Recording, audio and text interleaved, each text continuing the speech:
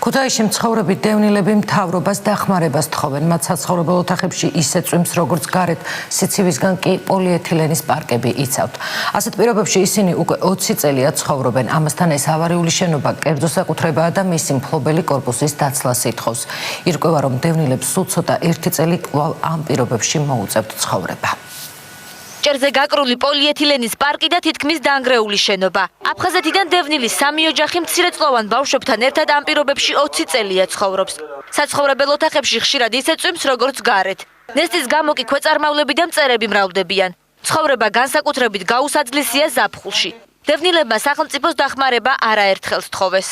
ფლიკები რა ვიცი, აი რას არ ნახავს აქ ადამიანი, აი ტყეში, ზოგჯერ ტყეში მგონია თავი, ისეთ ცუდ პირობებში ვარ ძალიან. გაზი ჩვენ არა გვაქვს და ჩვენ ხელოვნურად ყიდულობთ გაზს. საცხოვრებელი პირობები სინამდვილეში არ არის.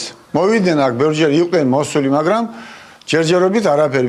შენობა, რომელშიც დევნილები ცხოვრობენ, 2002 წლიდან კერძო საკუთრებაშია და სახელმწიფოს დახმარებას მისი მეპატრონეთ თხოვს.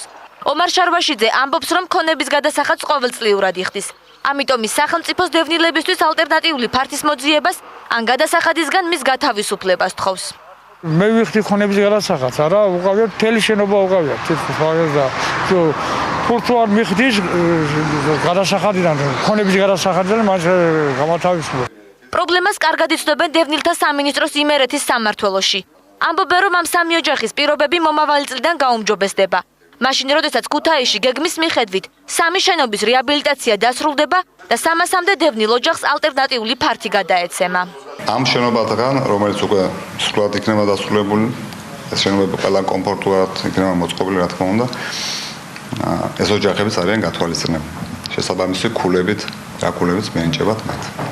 სამინისტროს ინფორმაციით, გარდა 3 შენობის რეაბილიტაციისა, მომავალი წლიდან ქუთაისში პარლამენტის მიმდებარე ტერიტორიაზე მრავალსართულიანი საცხოვრებელი სახლების მშენებლობაც იგეგმება, სადაც ბინას 1700-მდე დევნილი მიიღებს. თუმცა სანამ პროექტი განხორციელდება, დევნილებს ცხოვრება კვლავ გაუსაძლის პირობებში მოუწევს.